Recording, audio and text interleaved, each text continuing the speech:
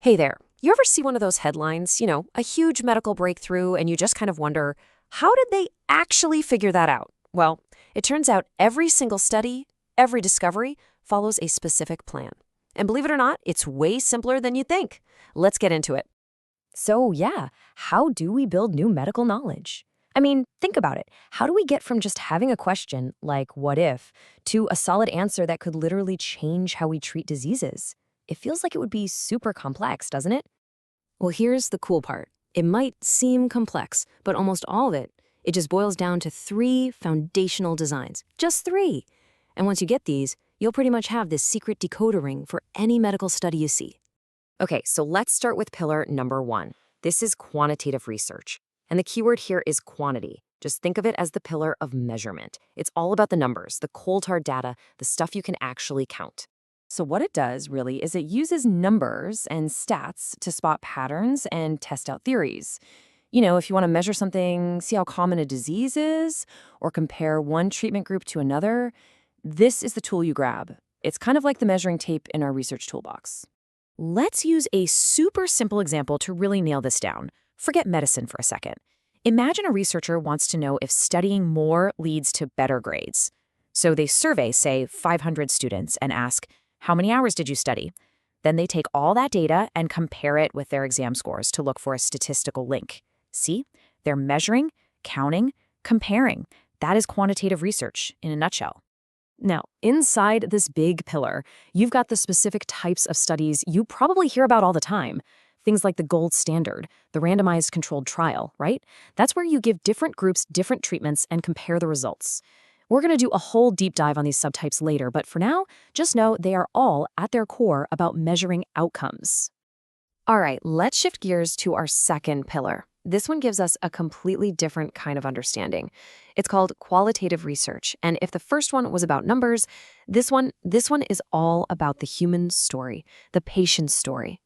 So, unlike the first pillar, this one isn't really focused on numbers. Instead, it's all about digging into experiences, opinions, and what things mean to people. The question isn't how many. The question is why and how does it feel? If quantitative was the measuring tape, this is more like the deep, in-depth interview in our toolkit. It's all about getting the story behind the stats. And this is where you really see how powerful it is. Imagine a researcher sits down with maybe 10 patients for these really long, deep conversations about what it's really like to live with chronic pain every day. They're not just asking for a pain score from 1 to 10. No, they're trying to understand the whole lived experience, how it affects their job, their family, their mental health.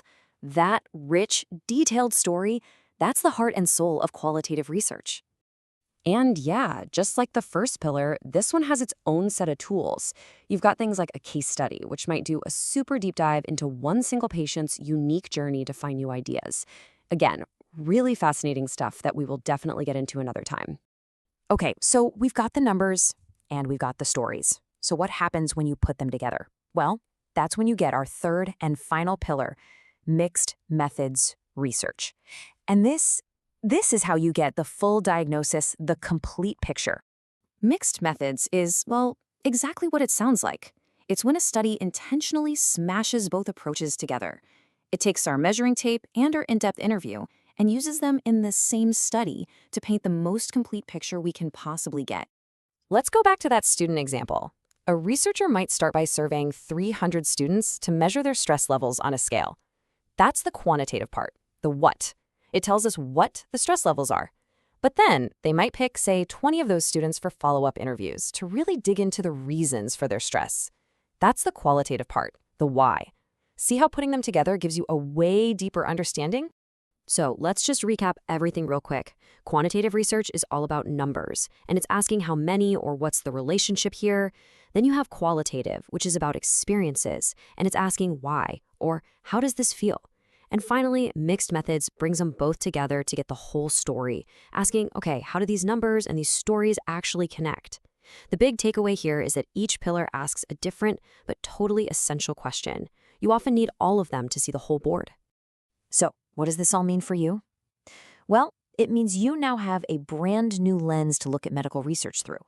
You've basically got the blueprint. You can now understand the foundation of pretty much any study you're going to read. And honestly, it's this simple. From now on, when you see a study, just ask yourself these things. First, am I seeing a bunch of numbers and stats? Yep, that's quantitative. Second, am I reading about interviews and personal stories? Okay, that's qualitative. And third, am I seeing both of them used together? Boom, that's mixed methods. See? It's a really simple blueprint. So I'm going to leave you with one final thought. The next time you see a big headline about some new treatment, just ask yourself this. What kind of study or what combo of studies would make me feel the most confident? Confident that it not only works, but that they also truly understand what it means for the patient. It's a great question to ask. Thanks for listening.